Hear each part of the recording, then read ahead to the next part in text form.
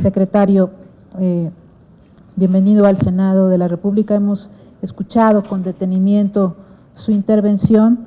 Estimamos que la importancia fundamental de la presente comparecencia es que la misma se enmarca sobre uno de los rubros esenciales para el desarrollo del país, como es la política económica, que versa justamente sobre el desarrollo de la economía, de la competitividad y de la productividad de nuestro país.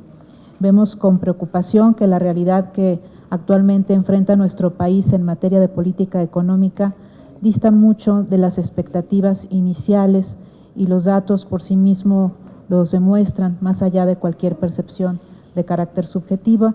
De acuerdo con el sistema de indicadores del INEGI, México está a la puerta de una preocupante recesión económica. Pese a prometer tasas de crecimiento entre el 5 y 6%, la producción real en el segundo trimestre de 2013 ha caído al 0.74% respecto del trimestre inmediato anterior. Por tipo de actividad económica, las secundarias cayeron 1.10%, las terciarias 0.42%, y solo las actividades primarias tuvieron un precario crecimiento del 1.22% frente al trimestre anterior. Por otra parte, con la propuesta de reforma fiscal planteada por el Ejecutivo, lejos de impulsar el fomento y desarrollo económico, se desincentiva la inversión y la producción. Al sector primario se le saca del régimen simplificado y se le aumenta de 21 a 30 o 32% la tasa del impuesto sobre la renta. A la industria maquiladora se le quita del régimen de excepción, y hasta la industria minera resentirá el incremento de los derechos y las restricciones a la deducibilidad de sus inversiones.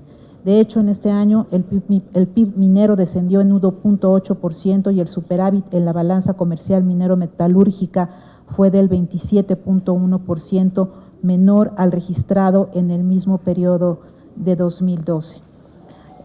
Ante estos datos, por no citar algunos otros que resultan preocupantes en este escenario de la política económica nacional, existen otros aspectos que como grupo parlamentario nos preocupan, derivado del análisis serio y objetivo que hemos realizado del informe de gobierno. Primero que nada, partiendo de la premisa de que uno de los mecanismos fundamentales para detonar la actividad económica en el país lo es ejercicio del gasto público, resulta preocupante que, de acuerdo a las cifras de la propia Secretaría de Hacienda de enero a junio de 2013, el subejercicio presupuestario ascendió a 3.717.9 millones de pesos, siendo el caso de la Secretaría de Economía, solo ejerció durante el primer semestre de este año un presupuesto del 22% inferior al que se ejecutó durante el mismo periodo en 2012.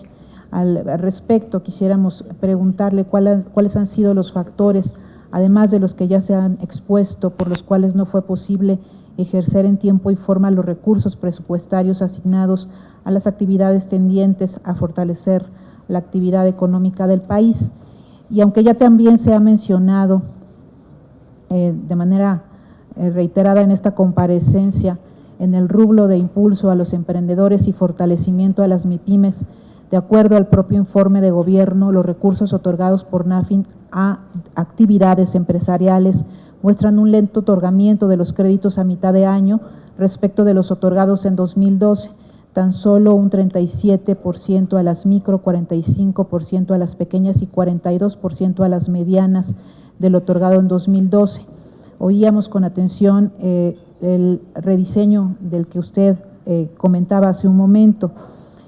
Sin embargo, también hemos visto que en algunas industrias, concretamente en la del calzado, se habla de que los fondos no han llegado y de reglas de operación confusas, y quisiera que nos ampliara un poco más sobre este tema. Otro tema que nos preocupa tiene que ver con la verificación a los expendedores de gasolina en México en apego a la norma oficial 005 y 185 para garantizar la venta exacta de litros de combustible, y quisiéramos preguntarle cuáles son los avances al día de hoy sobre las verificaciones efectuadas y hasta cuándo los mexicanos vamos a recibir litros de a litro.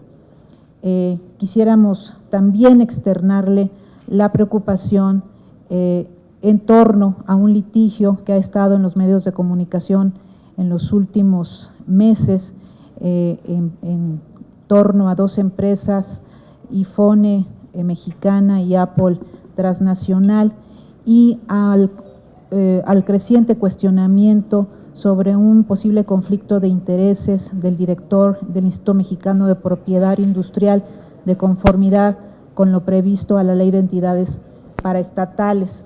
Nos preocupa la posición que enfrenta este organismo en torno a la imparcialidad que debe tener al frente de este tipo de conflictos. Por sus respuestas, muchas gracias, secretario. Gracias, senadora. Tiene uso de la palabra, señor secretario. Gracias, senadora Pilar Ortega. Básicamente, empezaría de su última pregunta hacia atrás. En el caso del INPI, efectivamente, Miguel Ángel Margain, quien es el que dirige esta institución, como abogado litigante durante 25 años en el sector privado mexicano, fue parte de un despacho especializado en materia de temas de propiedad intelectual. Cuando él asume la responsabilidad del Instituto Mexicano de Propiedad Industrial, él en automático tiene que deslindarse totalmente y retirar todos sus intereses de la práctica privada, pero no solo eso, sino en casos donde haya juicios en donde su antiguo despacho tenga alguna injerencia o algún interés, él tiene que excluirse del proceso de toma de decisiones.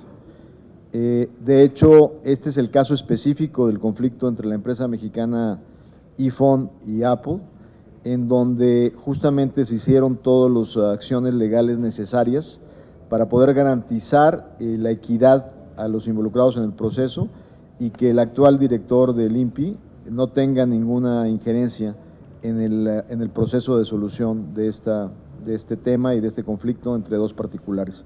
Entonces, no solo se retiró y se deslindó de sus intereses específicos legalmente, sino que en casos donde hay temas que hayan sido parte del expediente de su antiguo despacho, él no puede participar en los procesos que conducen a este tipo de resoluciones.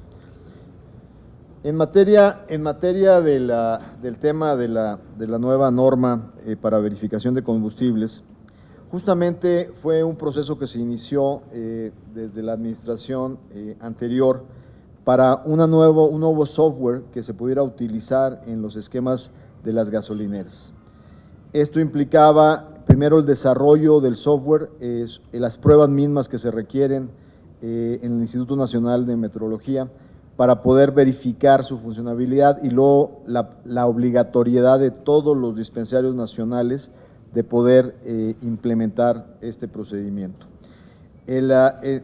Los problemas que se tuvieron en su aplicación es que en el diseño mismo de los tiempos y procedimientos no dieron tiempos realistas en términos de que la tecnología fuera aprobada, fuera finalmente autorizada, para que los procedimientos justamente ya de aplicación en campo se pudieran ir instrumentando.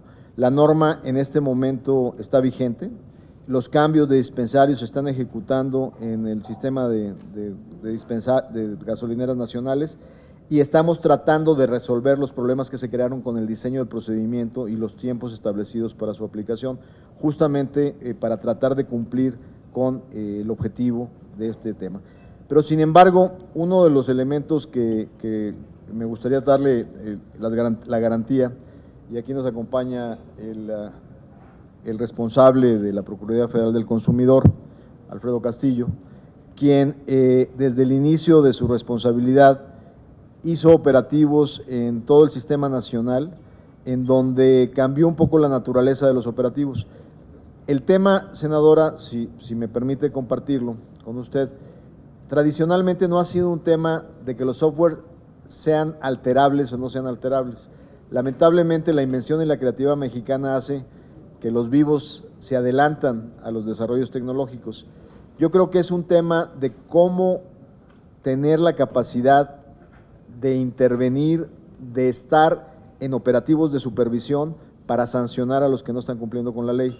Y una de las cosas que vimos es que los operativos anteriormente llegaban con 2 o 3 de los verificadores, para cuando llegaban algunos negocios que se portan mal, ya habían alterado electrónicamente y corregido las desviaciones de servicio, y para cuando el operativo llegaba a verificar ya habían inalámbricamente hecho la corrección. Los operativos que está haciendo ahora la Profeco implican ministeriales, implica presencia, y la verdad es que se ve muy aparatoso porque llegan 40 agentes, 30 agentes en una gasolinera, inmovilizan todos los dispensarios y automáticamente neutralizan la capacidad de que inalámbricamente poder corregir ese robo que se le hace a la ciudadanía al no vender litros por litro.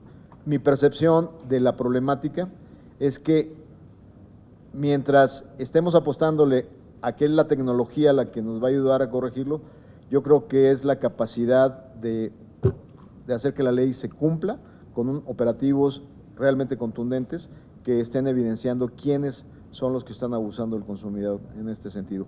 Pero en parte de su pregunta en materia de la norma estaremos avanzando en su implementación, y ojalá que no haya una invención creativa que por otro lado se accese para recurrir a las viejas prácticas. En ese sentido, esa es la segunda pregunta. Usted también me pregunta sobre el gasto. Sí. En el caso del gasto, senadora, esta cifra que usted menciona del 22% es una cifra cuando usted compara el gasto del 2012 contra el gasto del 2013. Lo que nos está reflejando no es subejercicio, lo que nos está reflejando es un calendario de gasto distinto al que tuvimos el ejercicio fiscal de 2012. De hecho, tengo las cifras, por ejemplo, al primer semestre del 2013, y traemos que el gasto programado fue de 11,000 millones de pesos, con un gasto ejercido prácticamente del 99% de 11,042 millones, con un disponible solo de 8,9 millones para el primer semestre, o sea, un ejercicio casi del 99%. Sin embargo, también tiene usted razón, o sea, no es el 22%, sino que de este ejercicio, el fideicomiso otorgado al INADEM, obviamente tenemos que observarlo en su desembolso, y es ahí donde sí hay un tema de desfasamiento de gasto en materia de calendario. Pero desde el punto de vista de ejercicio, comparado presupuesto programado contra presupuesto ejercido, no está ahí el tema, sino es cuando observamos los calendarios de gasto. Y concretamente en el caso del INADEM, usted nos solicita un poquito de profundizar el tema del INADEM. Traemos que de los recursos de Nacional Financiera, que casi son 3,000 millones de pesos, esos prácticamente en el programa de garantías están totalmente ejecutados. De hecho, al reporte que hace el presidente en su informe, traíamos 43,000 empresas beneficiadas con un desembolso total de 47,000 millones de pesos, cosa que es el múltiplo que nos da el programa de garantías. Y la parte que va al fondo, que son 3,742 millones de pesos, donde yo les hacía la observación de que tenemos 6 de las convocatorias ya ejecutadas, y justamente algunas de ellas están por ejecutarse entre el día de hoy y el 22 de octubre. O sea, el compromiso que hago ante ustedes y que hice en Cámara de Diputados es que todas las convocatorias quedan definidas para a más tardar el 22 de octubre con una operación inmediata para poder tener el 100% de cumplimiento en cuanto a la estrategia. Y a partir del ejercicio 2013 ya tendríamos totalmente alineado para empezar desde enero el ejercicio 2014 y no tener ningún tipo de retraso justamente en la ejecución del INADEM. Dentro de sus preguntas también pues, venía el tema del 22%, el tema del impulso a pymes, el tema de la norma para expendios gasolineros y el tema justamente del titular del INPI. Creo que esas son las preguntas específicas que había hecho, senador. Gracias.